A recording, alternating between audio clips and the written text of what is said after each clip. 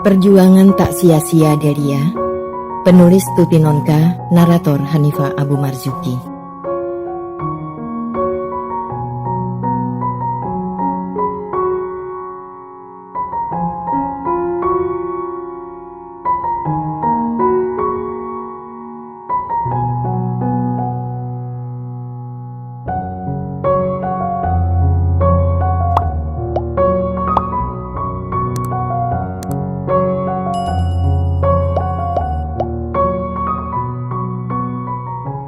Delia duduk di serambi belakang rumah neneknya menghadap kebun.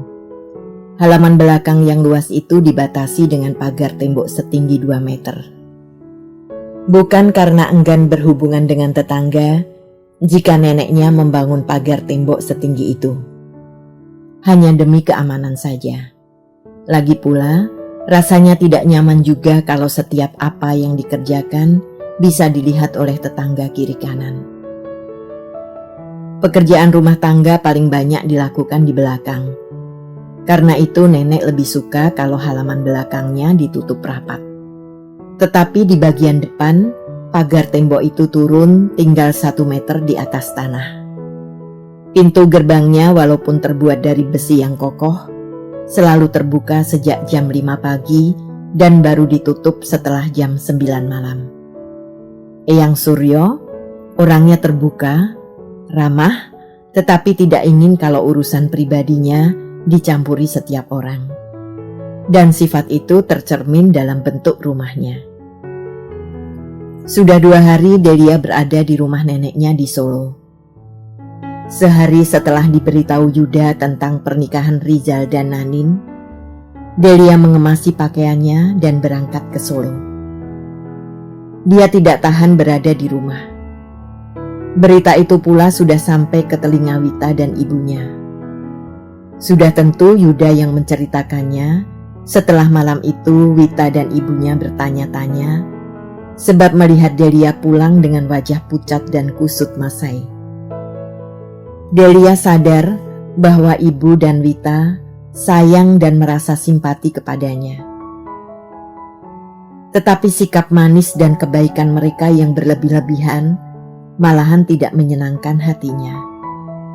Wita setiap saat menghiburnya dengan nasihat yang panjang, penuh dengan pepatah petitih.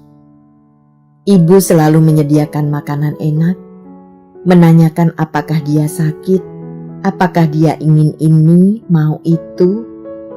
Delia membenci semua itu. Hiburan Wita yang berlebih-lebihan, perhatian ibunya yang melebihi ukuran biasa, membuatnya malahan semakin merasa dirinya menjadi orang yang paling malang dan celaka. Orang yang sangat perlu dikasihani dan dilimpahi rasa iba.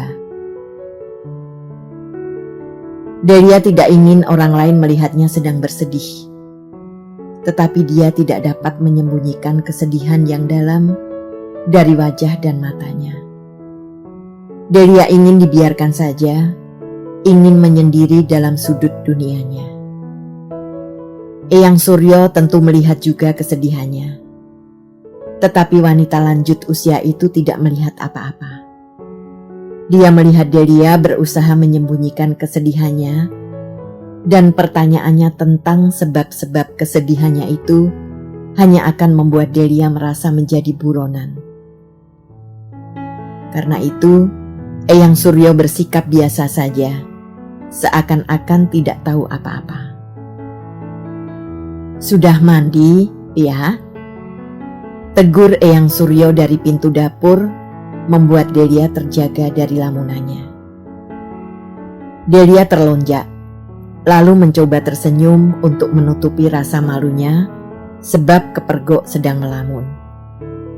"Sudah sore loh, tidak baik mandi sesudah matahari terbenam," sambung Eyang Suryo seolah tidak melihat kekagetan Delia.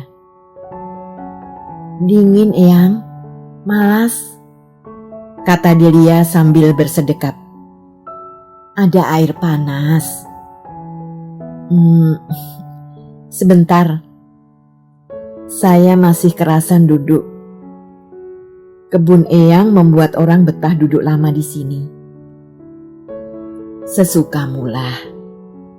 Hanya harus kamu ingat bahwa anak perempuan tidak boleh malas membersihkan diri. Nanti suamimu tidak kerasan tinggal di rumah. Ya, mana tahan kalau istrinya selalu bau kambing? Delia tersenyum. Eyang Suryo memandangnya sejenak, lalu kembali ke dapur. Tetapi begitu neneknya pergi, Delia terhempas kembali ke dalam kesedihannya. Sore yang nyaman. Rumah neneknya yang besar dan tenang membuat angan-angannya cepat hanyut dalam kenangan saat-saat mesra bersama Rizal. Melintas dalam kenangannya malam-malam yang indah bersama Rizal. Malam-malam ketika mereka berdua meniti tangga-tangga menuju awan, meninggalkan dunia tempat berlakunya norma-norma kehidupan manusia. Sebenarnya, tak sedetik pun Delia lupa, apalagi menjauhkan Tuhan dengan apa yang mereka rasakan indah waktu itu. Dia sadar sepenuhnya bahwa syariat agama melarang dua orang manusia berlawanan jenis berdekatan, sehingga masing-masing dapat mencium aroma tubuh yang lainnya. Akan tetapi, arus yang menghela mereka terlalu deras, yang juga menghanyutkan. Delia sudah berusaha berpegang pada semak-semak yang tumbuh di tepi sungai, yang siap menenggelamkannya itu, dan berusaha bertahan dengan sekuat tenaga. Mula-mula memang hanya kakinya yang terseret arus, kemudian tubuhnya ikut pula condong, dan akhirnya semak-semak yang dipegangnya pun lepas. Delia gelagapan, cemas dan ketakutan begitu mendapatkan dirinya telah hanyut dan tenggelam dalam arus yang membahana. Tetapi dalam ketakutan itu, dia merasakan sesuatu yang indah, sesuatu yang amat dalam, sesuatu yang baru dan menakjubkan, sesuatu yang belum pernah ditemui dalam hidupnya. Maka dia tidak kuasa untuk menghindarinya. Delia berdesah panjang. Tubuhnya terasa panas, sementara pembuluh darahnya berdenyut-denyut lebih keras dari biasanya. Tetapi dalam bayangannya, tiba-tiba Delia melihat bahwa gadis yang terbaring dengan pasrah itu bukan dirinya, melainkan Nanin. Dan Rizal melakukan semuanya itu persis dengan apa yang dilakukan terhadap dirinya, bahkan lebih jauh lagi. Delia mengeluh. Dadanya terasa dihimpit tekanan yang tak tertahankan lagi kuatnya. Tekanan itu menyebar ke seluruh tubuhnya dan akhirnya berhenti persis pada perutnya. Delia muntah-muntah. Eyang Suryo berlari-lari dari dapur begitu mendengar suara mencurigakan dari serambi belakang. Dengan teramat kaget, ditemukannya Delia tengah membungkuk di atas kursi sambil menekan dadanya dengan kedua telapak tangan. Di bawahnya tergenang cairan yang berasal dari perut. Sejak pagi, Delia memang tidak mau makan dan hanya minum saja, sehingga perutnya kosong. "Lia, kau sakit ya? Kenapa tidak bilang?" kata Eyang Suryo sambil mengurut punggung Delia. Delia menggeleng kepala dengan lemah. Kedua sudut matanya basah oleh rasa kaget karena muntah. Juga oleh rasa sedih yang menekan karena bayangan Nanin dan Rizal yang tak mau juga hilang dari matanya. "Mbok Raji!" Eyang Suryo berseru. Kemudian dari belakang gudang muncul dengan tergopoh-gopoh seorang perempuan kurus keriput yang diikuti lelaki tua yang tak kalah keriputnya. Keduanya adalah pembantu keluarga Eyang Suryo yang sudah mengabdi sepanjang usia Eyang Suryo itu sendiri. "Carikan minyak kayu putih dan berambang. Cucuku sakit," kata Eyang Suryo memberikan perintah. Pelayan tua itu mengurut dadanya dengan bibir komat kamit. Duh, Allah Gusti, Den Roro sakit ya? Sakit apa, Den Roro? Kukira hanya masuk angin saja. Tak apa-apa. Ayo Delia, kau harus berbaring di kamar. Tidak boleh kena angin di sini. Eyang Suryo memapah Delia untuk berdiri dan membantunya melangkah ke dalam rumah. Semuanya dilakukan oleh wanita tua yang masih kuat itu dengan tenang dan tidak gugup, tetapi tanpa melepaskan perhatian sedetik pun. Delia sudah terbaring di tempat tidurnya ketika Mbok Raji datang dengan membawa cawan berisi beberapa butir berambang yang sudah dibersihkan dan botol minyak kayu putih. Sekalipun pelayan tua itu sudah mengabdi kepada keluarga Eyang Suryo semenjak zaman feodal, dan karenanya memanggil majikannya dengan sebutan Den Roro dan Den Bagus. Tetapi tidak pernah Delia melihatnya membungkuk-bungkuk, apalagi bersimpuh di depan neneknya. Kalaupun sikap tubuhnya tidak tegak lagi, itu disebabkan oleh tulang punggungnya yang melengkung akibat dimakan usia. Neneknya tidak suka disembah-sembah, tidak ingin dihormati dengan cara menunjukkan kekuasaan dan harta. Orang menaruh hormat kepada kita karena budi pekerti dan kepribadian yang luhur, katanya selalu. Saya bikinkan teh panas untuk Den Roro? Tanya Mbok Raji setelah menyerahkan berambang dan minyak kayu putih kepada Eyang Suryo. Iya, boleh. Habis itu makanlah dulu, Mbok. Siapkan saja untukku di meja. Aku mau merawat cucuku dulu, sahut Eyang Suryo. Baik, Den Roro. Eyang Suryo menyuruh Delia agar memiringkan tubuhnya, kemudian membuka resleting baju Delia, lalu diurut-urutnya punggung Delia dengan berambang dan minyak kayu putih. Jadi kemalasanmu mandi tadi, caramu mengatakan sakit ya Delia. Eyang ini sudah tua, tapi tidak juga bertambah bijak, kata Eyang Suryo. Delia hanya menggumamkan kalimat tidak jelas. Kalau diizinkan, sekarang pun dia mau mandi. Tubuhnya terasa panas dan tidak enak. Waktu berangkat kemarin, ibumu tahu tidak kalau kau sakit, kata Eyang Suryo lagi sambil terus mengurut-urut punggung Delia. Saya tidak bilang, sahut Delia lirih. Tentu saja Delia tidak bilang apa-apa, sebab memang dia tidak merasa sakit. Nah, itulah. Syukur kau tidak sakit dan muntah di bis.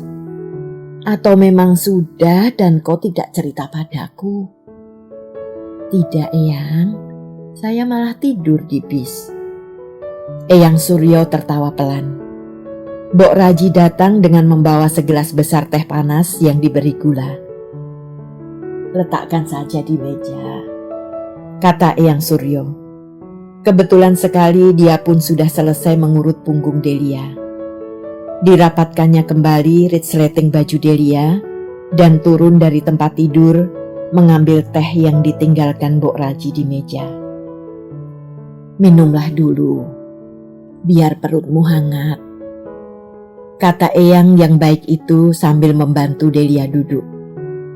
Delia menyeruput minuman panas itu sedikit. Terasa hangat dan nyaman mengaliri kerongkongan dan perutnya. Nah, sekarang tidurlah. Tapi kau harus makan dulu. Tidak ada orang sakit yang bisa sembuh kalau tidak makan. Delia menggeleng. Saya tidak ingin makan, Eyang. Paling-paling nanti keluar lagi.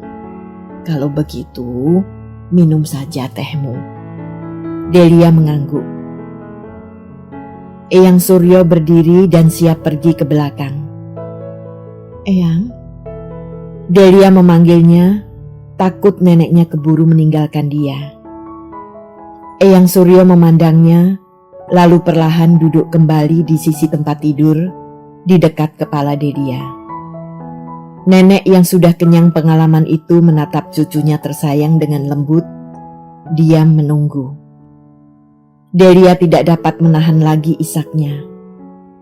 Sengaja dibiarkannya air mata yang menetes-netes sepuasnya. Dengan lembut, tangan Eyang Suryo terulur, mengusap kening dan anak-anak rambut Delia. "Sejak kau datang, aku sudah tahu kalau kau memendam kesedihan. Tapi karena kau tidak mengatakan apa-apa, aku pun tidak bertanya. Nah, barangkali sekarang kau ingin menceritakan pada eyangmu ini," katanya perlahan. Susah payah Delia berusaha menghentikan tangisnya. "Eyang," katanya tersendat, "dia meninggalkan saya." Eyang Suryo mengangguk-angguk. "Sudah kuduga. Itu yang membuat kau datang kepadaku dengan murung. Tapi mengapa kalian bertengkar? Dia mau nikah dengan orang lain." "Oh." Sekarang Eyang Suryo menghela napas panjang. Sejenak dia tercenung. Kepala yang sudah penuh dengan segala macam cerita anak manusia segera bertambah isi. Ingat Delia baru saja muntah-muntah. Dengan prihatin dan terenyuh dipandangnya cucunya. "Delia, sudah berapa lama kau tidak mendapat haid?" tanyanya dengan hati-hati. Delia memandang neneknya dengan tercengang dan segera mengerti maksud pertanyaan itu. "Eyang, tidak," sahutnya hampir memekik. Saya tidak hamil. Kami belum pernah melakukannya. Tapi dia sudah. Delia tidak meneruskan kalimatnya. Sungguh sukar mengucapkannya dalam bentuk kata-kata. "Sudah bagaimana?" Celakanya Eyang Suryo bertanya terus. Delia menelan ludah dengan susah. "Dia sudah mencium saya, sudah menyentuh tubuh saya." Berlawanan dengan Delia yang merasa celaka, maka Eyang Suryo malah kelihatan lega. "Tidak apa-apa Delia, sepanjang tidak lebih dari itu, kau masih beruntung. Tapi dia melakukannya dengan orang lain." Isak Delia mengalir lagi. "Oh, begitu. Dan karenanya mereka harus menikah." Delia mengangguk. Dengan singkat tapi makan waktu lama karena terputus-putus, diceritakannya semua yang didengarnya dari Yuda. Neneknya mendengarkan dengan tekun, tidak menyela ataupun membantah. "Kukira nasihat kakakmu benar. Kau harus memaafkan dia dan melepaskannya dengan ikhlas. Pacarmu itu namanya Rizal, bukan? Kau tidak perlu lagi menghukumnya, Delia.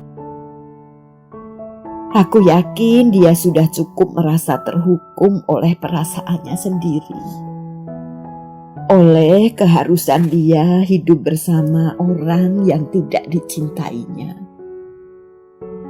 Berilah dia maaf dan tunjukkan bahwa kau tidak mendendam kepadanya. Kau cinta padanya, bukan? Nah, Sekaranglah saatnya menunjukkan betapa besar cintamu kepadanya.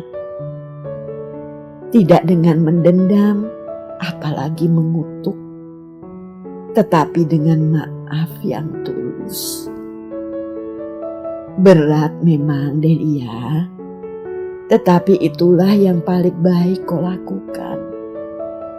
Bagi dirimu, juga bagi dirinya. Delia tidak menjawab. Tidak mudah bagi hatinya yang masih diamuk kecewa dan luka untuk menerima nasihat neneknya. Dia tidak melihat apa-apa, tidak mendengar apa-apa, tidak mengerti apa-apa isi dari kalimat neneknya yang panjang. Yang dilihatnya hanyalah kabut pekat berwarna kelabu. Yang didengarnya hanyalah gaung yang berulang-ulang dari punggung bukit. Yang dimengertinya hanyalah bahwa dia sedih dan kecewa. Banyak yang akan aku sampaikan kepadamu tentang hidup ini, Delia. Tapi tidak sekarang. Hatimu tentu masih capek. Kau tidak akan dapat menangkap apa-apa. Nah, sekarang tidurlah. Eyang Suryo merapikan selimut Delia, menutup jendela kaca dan menarik tirainya. Lampu dinyalakan karena keadaan telah menjadi suram oleh kegelapan di luar. Saya tidak akan bisa tidur, Eyang, keluh Delia dari balik selimut. Sebutir telur rebus dan segelas susu hangat biasanya akan membuat orang enak tidur. Oh ya, pamanmu Hati selalu meninggalkan pil untukku.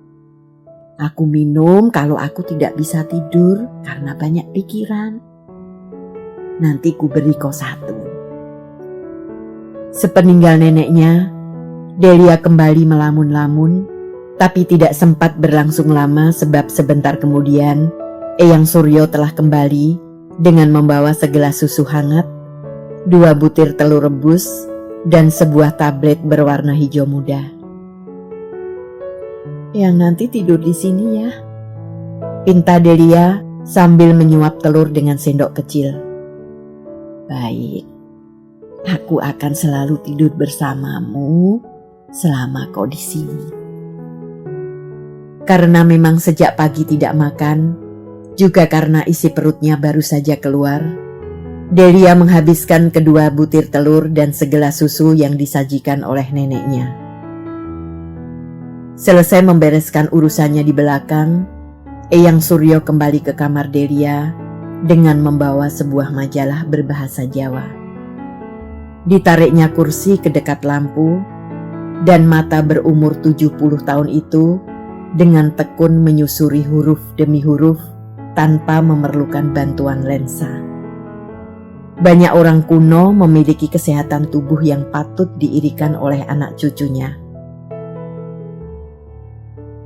Selama beberapa saat, Delia masih saja gelisah. Tapi setelah lewat 1 jam, pil hijau muda yang ditelannya mulai memberikan pengaruh. Dan ketika jam bandul di ruang tengah berdentang 8 kali, Delia sudah tidak lagi mendengarnya.